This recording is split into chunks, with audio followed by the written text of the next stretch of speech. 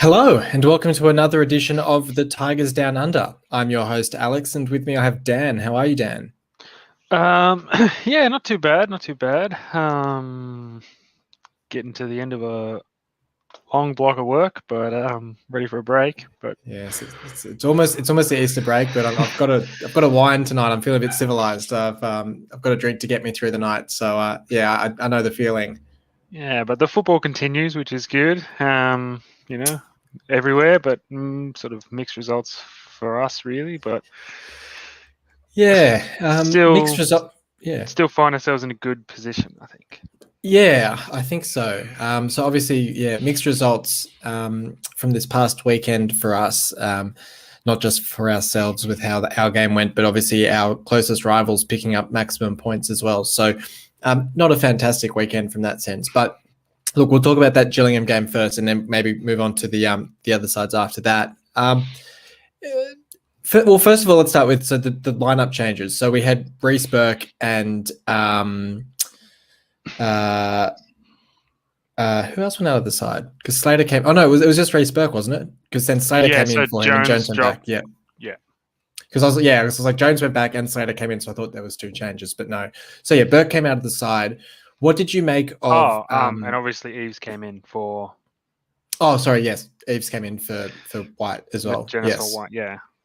yeah, that's right. Yeah, no, I forgot about that. Eves came in as well. But what did you make of? I guess Burke going out of the side and the decision to move Jones out of midfield to replace him rather than perhaps playing McLaughlin. In terms of, do you think Slater was the better option to bring into the side, or how did you see that panning out in the game? Look, I guess like first point with the Burke injury, I think it looks like he might be out for a few more games, from what I Mm. read, which is a bit concerning, because they just, him and Greaves have done so well together. I think I guess my reasoning or my suggestion of the reasoning for why we dropped Jones back into the center of defense, instead of bringing McLaughlin in is probably just because Greaves and Jones have played a bit more together. Jones has been, playing more football within that first team squad. Yep. Um, you know, they've played a few games together as a pairing, I think, throughout the season so far. I would just imagine that it's that, now, we're at the pointy end of the season and we're trying to that you want to try and keep things as consistent as possible where possible. Yeah. So I think Like, that'd be my suggestion of that. I think Slater came in and did a really good mm, job. He was better than earlier in the season. He came on a few times earlier in the season and didn't really impress me. It was sort of just a much of a muchness performance previously, but on the weekend I thought he was really strong, really dynamic and working really hard for the team and making some good decisions. So he was really good. Eves, sort of a typical Eves sort of an evening. I think he threw himself about and did some good things and did some silly things and then managed to I don't think has he ever scored a pretty goal for us, because they all look they're like well, he scored that it he was a scored that long range goal against Middlesbrough, which went in off his ass, which he claimed off the Jared Bowen hit. So it's a beautiful goal. It's from outside the box, but yeah, no, I don't think there's many. because look, good goal. Like he got up well and headed it down and across, like what you sort of want. It But is. He made it look so much harder than it had to be. yeah, Like it that's looked what I like he mean. was going to miss twice. It looked it just looked Yeah. really awkward. But I just you compared it. Even that like some of Magenis's, like the free kick that he scored earlier in the year and a few of his other goals that have been quite nice, and then on top of Doherty's scoring lovely shots like from edge of the box, and Kendall's Potter's doing really good things, and Wilkes is scoring some crackers, and then like Eves just either it hits him on the backside or he trips over and scores, or it just makes it look ugly. But look, he did his job. He scored a goal. It was unfortunate that we couldn't grab another one, because I think if we'd had, and Greaves had that wonderful opportunity to do so, Yeah. if we'd had, I think that would have just locked those 3 points up. Well, I was going to say on that, because I think obviously there's been a lot of backlash towards Greaves after the game in terms of how clear cut a chance it was that he missed, and I it's a hard one because yes, it was a very clear-cut chance. He should have scored it, but at the same time, he's a very young centre half. I think I saw the point being made that he's been in the first team for most of the season, and he's been part of a defence that's only conceded 2 or 3 goals in the last 7 or 8 games or something like that. So his primary job is to keep clean sheets or to prevent goals from being scored, which he's doing. And so I think the criticism from some quarters is probably a little bit harsh when you look at, as you're just saying, Eve's missing a couple of really clear-cut chances. Wilkes, there was one late in the second half, I think, where Honeyman cut the ball across and Wilkes had a really poor fluff at it. Lewis Potter didn't have too many chances in the game, but you feel like if you're going to criticize someone or people for us not winning the game or not scoring enough goals, our strikers and our forwards got plenty of chances in this game to score more goals. Eves in particular, I think it was, he had one in the first half first half where Honeyman cut it across for him and he sort of knocked it just wide. But I think he had another one in the second half as well. So I think it's pretty harsh on Greaves to sort of be focusing on him. I think he's probably the easy target just because he's missed so many chances this season, and you kind of think that like the one where it really mattered, you sort of expect him to put away. But I don't know. What was your sort of perspective on the failings of why we were unable to win that one? It just seems to be the way. Like we either score a bag full and we win easily, or it's when we just can't. If we can't score that second goal, I'm always concerned that there's going to be there's a comeback, coming, because it just seems. I can't think of many games we've won 1-0. It always seems to be 2-0 or 3-0. Yeah, and I think like in regards to Greaves, like as you say, like with the most, are we still the most prolific scoring attacking team with the whatever it was? I think we are. With their 7-0 or whatever the hell it was on the weekend. Oh no, yes, yeah.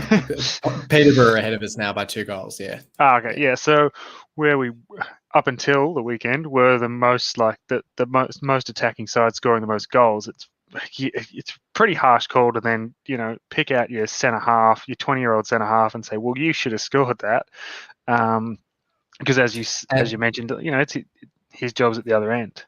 Yeah, and I was just going to say, and only Sunderland have conceded less than us. They've conceded 27 to our 31, and they've played 2 less games. So. Still, I think a lot of those numbers are still read really good. I think, sometimes, I guess like we got to find someone to blame, and because it was such a clear cut, a clear opportunity, I think that's why we've decided to pile the pressure on all the complaints on Greaves' shoulders, whether it's really truly fair or not, because it seems like he had another really solid game for the other 89 or 90 minutes, and it's those 5 seconds that are being remembered, that he's getting called out for. But and even their goal, arguably there's a foul on Greaves in the build up to that one. I think it was Greaves anyway, where they're sort of all over his back before it's headed across to their player to score the goal. So their goal, I can't even really. Typically with set piece goals that we concede, it's quite easy to say, the system's broken down or someone's not manning up or whatever. But with this one, I wouldn't even say there's anyone necessarily at fault for it. No, it was they leapt for it. They got a nice header back across goals, and then they wanted it more at that moment. And it didn't. It sort of fell sort of between. I'm not even sure who was there, sort of on that edge of the 6 yard, but it sort of fell sort of between 2 of our players, and they were coming through. It just was one of those that. I don't know if there's much you could really do about it.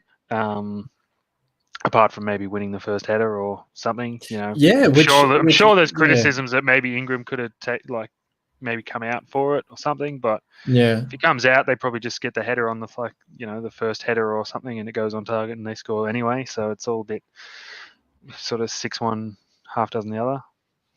And what did you make of Steve Evans on the sideline with his constant histrionics and complaints about the players? It's interesting. We haven't really had in recent weeks too much about opposition managers and their sort of antics against us. But I mean, there were sort of suggestions at one point he could get sent to the stands. He was getting pretty wound up, both at us and at his own players at times as well. Yeah, look, to be honest, I didn't even really notice it or pay much attention to it. Yeah. So I don't really have much to say on that one, unfortunately. I guess it's just, I don't know. It's just Steve Evans, I guess. Yeah. Yeah, and I think they've been improving. They're climbing. They've been doing pretty well recently. Yeah, so they're, I guess, if that's they're in 10th at the minute. So yeah, they're sort of, I guess, a couple of teams just on the edge of the 6 have got a few games in hand on them still. So they're probably maybe not quite able to make the cut, but they're pretty close and still sort of in the running, depending on some of those results. So perhaps it's just a little bit of that the pressure's on, and they can't afford to drop any points sort of now if they want to make that playoff push. Because I think he made some comment about them wanting to make the playoffs, and if they got there, they're the best. Was that him who said that they were the best? Like they'd be the best team in like a knockout competition or something. I think he said something silly like that in the lead up. But and look, I mean, and we sort of, Logan and I sort of talked last week that the 2 games that we've dropped points in the last 2 weeks, Shrewsbury and Gillingham, have both been pretty tricky opponents. Like Shrewsbury then went out and won their next game after playing us. And Gillingham, as we said, like, they're undefeated in 4 now, so they're looking quite tricky. I think they've got a match tomorrow morning against Wigan as well. So if they win that, at least for the time being, they would be in 6th. And then, whether the sort of mental games of actually making it into the top 6 kind of gives them a bit of a boost as well. Who knows?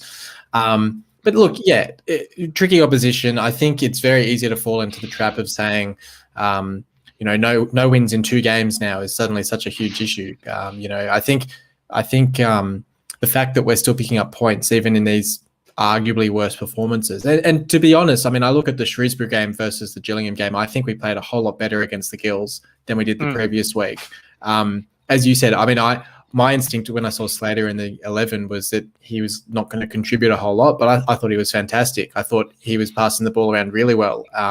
Honeyman creating a lot of chances. Our play down the wings was awesome. Like I think there was a chance in the first half where I think it was Wilkes and Elder were just sort of passing it between themselves really calmly down the left, and then just pulled the ball up the field and across field to Coyle for a chance for Eves, I think. And it was great to see those sorts of moves, and it shows our sort of confidence and creativity. And it was just one of those games where we just couldn't get the goal. It wasn't like those games where we come away with no shots on target and we feel like where are the goals going to come from. It just felt like one of those days where it just wasn't going in. Yeah, so I think maybe some of that's a little bit as well. Like Eves is probably fairly rusty. He hasn't really played a lot of football this year. So even since he came back from his latest injury, it's been preferred, White Magennis sort of strike, sort of, White starting and Magennis coming off the bench, sort of a deal where Eves has been fit but still not really getting a run. So, maybe there's just a little bit of ring rust there. But he came, got a goal. So I guess don't really know what else you can really say about it. We tried hard, but just couldn't pick up the 3 points. Yeah, absolutely. Look, I'll give my 3-2-1 votes for this one. Look, it's don't have a run sheet this week, so I'll go off the top of my head, which would be a bit interesting. I'll see how I go with it. Normally I have it written down, but I'll probably say Honeyman for the 3 votes, just because I did think he was quite a creative player for us and was looking really good and sharp and creating a lot of chances for us through that midfield position. I'll be a bit generous. I'll give Eves the 2 votes just because he did get his goal, and we called it on the podcast last week. Logan and I sort of saying that back against Gillingham, every chance that he starting because Magennis and White were out of the side, that he was bound to get a goal. So that was good to sort of fulfill that. And I'll give Slater the 1 vote. I think Slater was really impressive for me. I think he sort of proved me wrong a little bit with my perception of how he'd be in the side. So I'll go, Honeyman, Eves, and Slater for mine. Look, another thing. I haven't even thought about this either, to be honest. it's probably going to be pretty similar. I think it's hard to go past Honeyman when no one when no one really stands out, and you think back to the game, you're like, well, Honeyman's always busy, and he's always the one that's making the cutbacks or like laying those passes into the box. So I probably agree with you for Honeyman. I might give 2 points to Elder.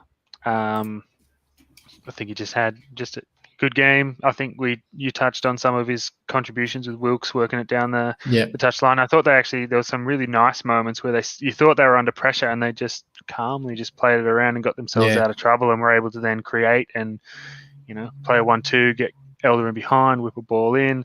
So I think he did really well. And I don't know, then it becomes a flip of a coin. Do I give the point to Eves because he got the goal, or do I give the point to Slater because he just absolutely surprised me? Well, I honestly was just like, well, we'll see how this goes, but he did really, really well. So I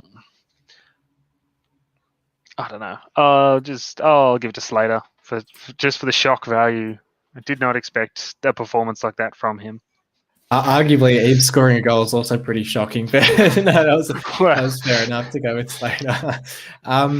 Look, what I'll do, let me bring this up. So this was the fixtures that the other sides had. So we had Sunderland playing Bristol Rovers, and then obviously we're just sort of saying before, Peterborough beating Accrington Stanley 7-0.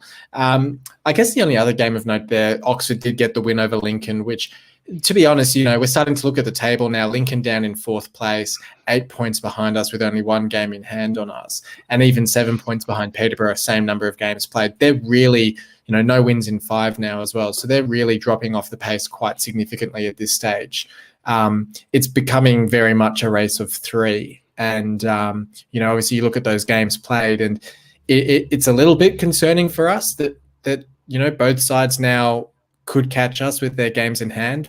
But at the same time, you've got to think that their dip in form will come. You can't expect Sunderland and Peterborough to basically win all their remaining games and us to drop more points than them. So, there's swings and roundabouts. We went through the downturn. What was it? Probably 2-3 weeks ago, 6 games ago, when we were really sort of starting to panic. And then we won the 5 games in a row or 6 games in a row.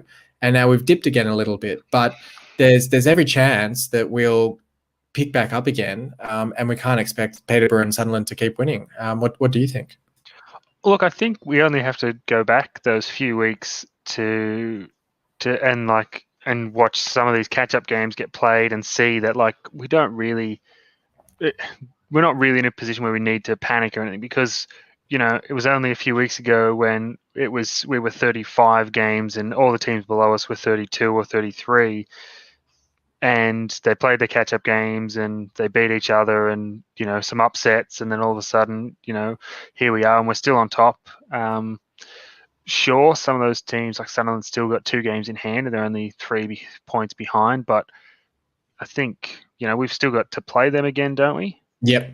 Yeah. So that he's still got to figure into the equation, and it just I think we just have got ourselves in such we are still in a really strong position. I don't really think there's any reason to panic. And as well, I don't think it's this coming weekend, but I do know that Peterborough and Sunderland do play each other quite soon. I believe it is. Yeah, it's Tuesday. So we'll talk in a second about the Northampton game, but Peterborough do play Sunderland that day as well. So big clash for us in that one, where obviously one or both of those sides will drop points. I mean, I think perfect result at this stage would be that they draw. But then even this weekend, I think Sunderland play Oxford and Peterborough have Fleetwood, which are both quite tricky games. So, quite interesting to see what will happen for those two going forward. I do think though, I mean, would you agree it's probably a race of 3 now? I think Lincoln have probably dropped off a bit much. Yeah, I would. To be honest, I think Sunderland at the moment, depending on those catch-up games, they're the ones that I'm actually really concerned about. Not that Peterborough don't deserve, I guess, the respect or to be in the calculations. I'm not really sure what it is about them, but yeah, for Sunderland's the one that has me looking over my shoulder a little bit more. And maybe it's just the 2 games in hand at the moment. Maybe that's all it is, but they're the ones that I've got my eye on. Yeah, definitely. Well, just before we do move on to talk about the games coming up, probably the only bit of sort of off-field news that I saw that kind of caught my eye was, I think there was an interview with with Callum Elder, maybe overnight, talking about his ambitions to play for the Socceroos, and obviously hasn't been capped by the Socceroos yet, but is arguably in the form of his career. I mean, we sort of talked about it last season as well, probably in the first half of the season when he was playing quite well as well. And I suppose playing in the championship, higher level, more exposure, more attention from here in Australia. But putting together, a really fantastic season. We've talked about it a lot on this podcast about how he's probably a little bit unheralded in the supporter base. I think particularly when you've got Fleming and now Clark behind him, where I think there's probably a certain element of the supporter base that isn't hoping for him to fail, but is hoping that these other players would get an opportunity in the side more than they might have. But he's been fantastic. I think he's second for assists for us. We've just been talking about how he's been, so fantastic in the game against Gillingham as well. I do hope that he gets that chance to play for the Socceroos, and then that opportunity does come for him soon. I'm not sure when the next Socceroos games are actually, so I'll just have a look at that. But they're not too far away, but yeah, because we obviously didn't play in this international break, but I think it must be soon coming up. So what are your thoughts on that?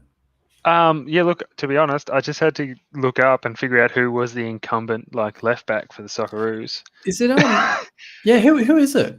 Well, what I just found was that Bajic was the name that came on the one but that was a couple of years old, so I don't even know. Is it is there someone else? Is it Bailey? No, is Bailey right back, or who am I thinking of? Brad Smith. Is it Brad Smith? Maybe.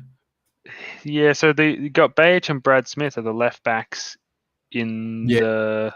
Bailey Wright's a right back, isn't he? Yeah. And is Risdon right back as well? Risdon and Ryan Grant are the right backs, and you've got Sutar, Sainsbury, Dejanek as and for some reason Craig Goodwin's listed in the defenders. Yeah, I think I'm looking at the same list as you. Yeah, I don't think he's much of a defender. So yeah, look, to be honest, I see no reason why Elder shouldn't be able to oust one of those two. Yeah, between Smith or Bajic. Where's Brad Smith playing now? He's over in the US, isn't he? Yeah, I think he's at Seattle, perhaps. So, and I've no idea about Bajic. I think Bajic is in Turkey or somewhere. I'll just have a quick look. Yeah. Yeah, he's at Kayserispor, I believe. Oh, okay. If I'm pronouncing that correctly. So yeah, not a mammoth club. And look, I think for Elder, his chances would massively be boosted if we were to get promoted. I think that would help him. But there's no reason that he can't be around the squad, even at a League One level. Like Harry Suter was in the squad when he was it Fleetwood or somewhere last season? Oh, I'm not even sure, to be honest. But yeah. So I think you're right. He's performing well enough. No idea what our other left backs are, like how they're performing at the moment. I've no idea, but I think that the pedigree, I suppose, is the word I could think of that comes with a promotion or winning a title or whatever. Is only going to boost his chances.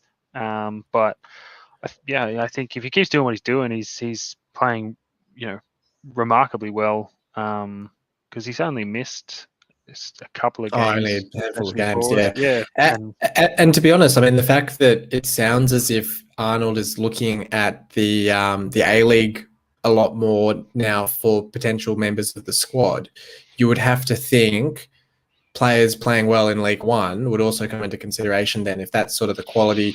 No disrespect to the A-League. I think the players in the A-League are playing really well at the moment, but you'd have to say that League One is probably a standard higher than the A-League, or at least on par with the A-League, if that's sort of the level we're looking at.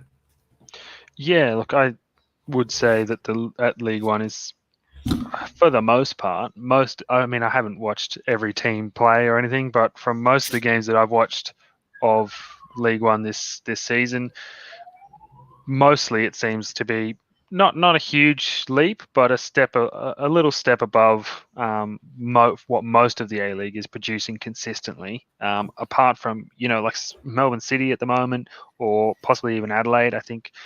And the Mariners aren't too bad either.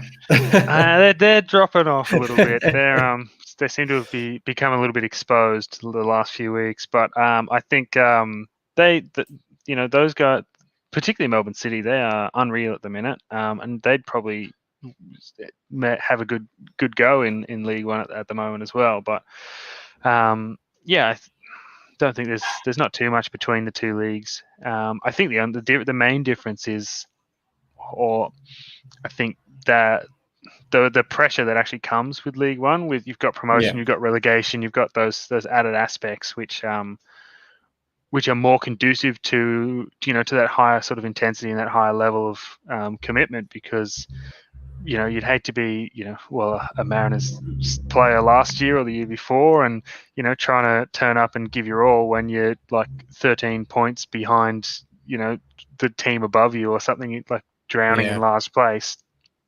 But if you had if there was something that you were fighting for, like beyond just getting off the bottom of the table, if you're in threat of being demoted a league, then I think that pushes you that little bit more to avoid that embarrassment. So anyway, I think that's a discussion for another time. Yeah, I was going to say we're sort of switching sites for more of an A-League podcast there. But anyway, yeah, look, it's great news. Look, Elder's ambitions to be in the Socceroos, I think, are well founded. I think he's very likely to get a spot in one of the upcoming squads, and hopefully a promotion with City can only cement that claim in the squad. So yeah, let's look ahead at those two games that we've got coming up. The first of which is against Crewe Alexandra. 2 wins in their last 5.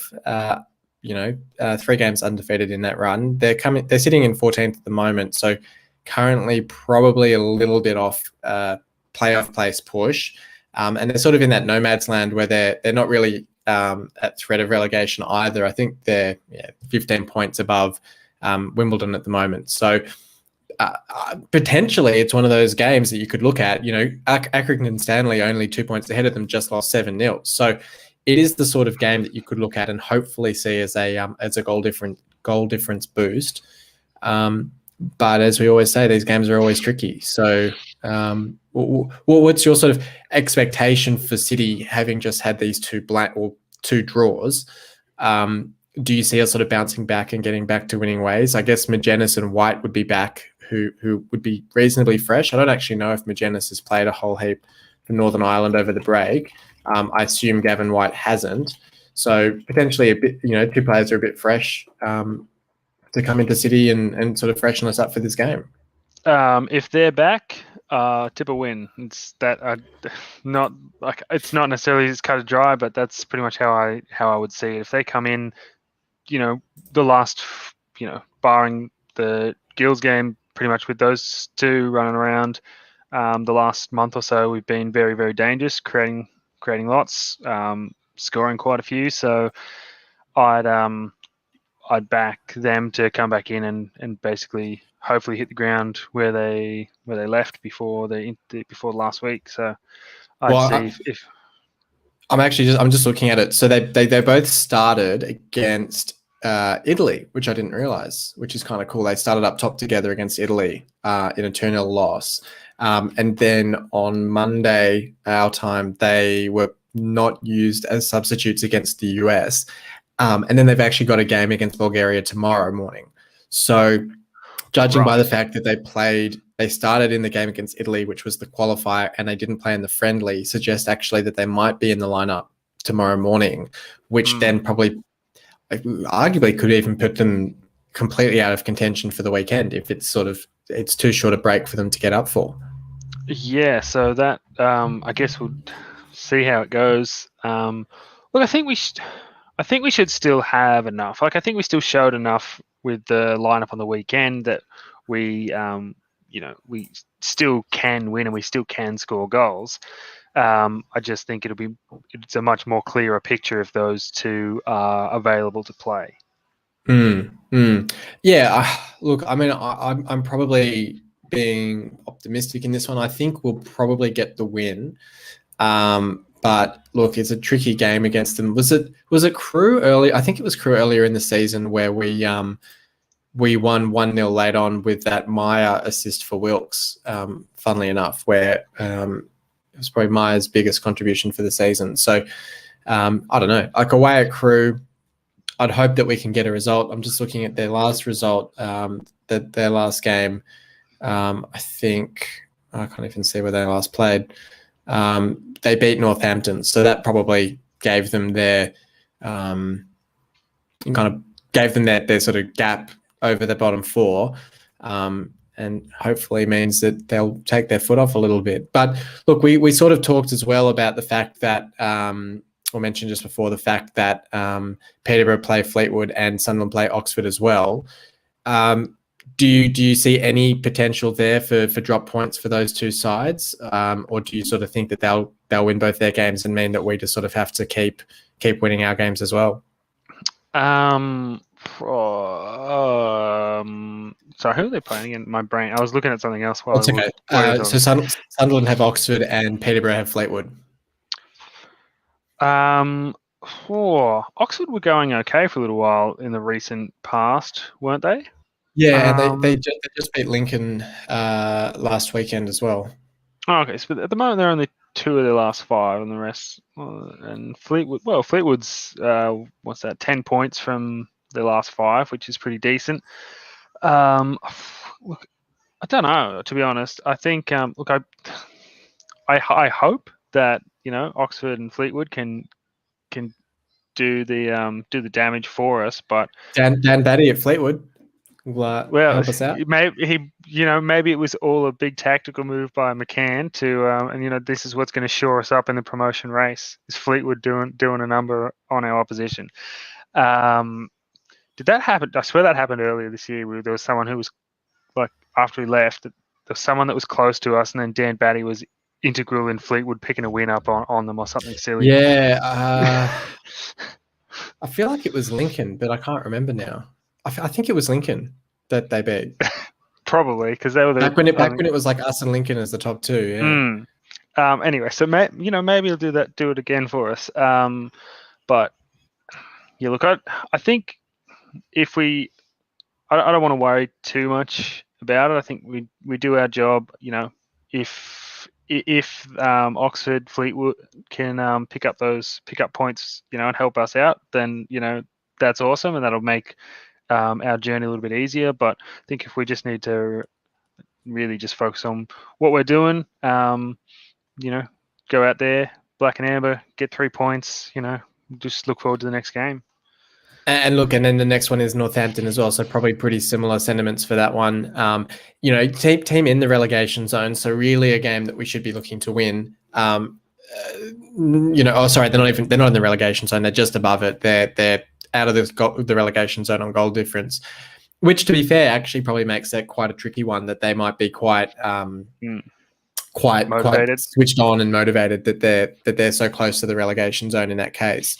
But then at the same time, we have Peterborough playing Sunderland. So it's in a way, that Northampton game is almost a bigger fixture in terms of mentality, that if we're able to pick up the 3 points in that one, we know that at least one of our rivals right near us are going to drop points. It gives us that sort of gap again. So of the two games, look, if we were to pick up 4 points, I'd almost say that the Northampton game is the more important one to win, even just from a mentality point of view. But I do think we probably need 6 points out of those games to retain first place come this time next week.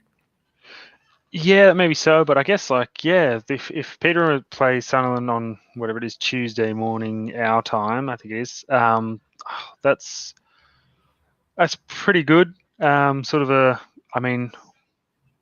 means at least one of those is going to drop up to 3 points from the next 2 games. So, which is helpful potentially. As you sort of alluded to earlier, if they had the draw, that would be each drop 2 points from that, that'd be great. But yeah, look, I think I'll be up on Tuesday watching our game with an eye on that one. I think for sure. As much as I said it just before that I don't want to pay too much attention to other games. It is a shame. It's midnight on the Tuesday, our time, which is obviously because it's an Easter fixture in the UK. But for those of us over here who still have to work on the Tuesday, who don't have the luxury of school holidays, I don't know if I could get away with a sick day for that one. But look, I'll probably try and. I mean, 12 o'clock's not the end of the world. I could probably at least squeeze in the first half of those ones because I think that Peterborough Sunderland game is.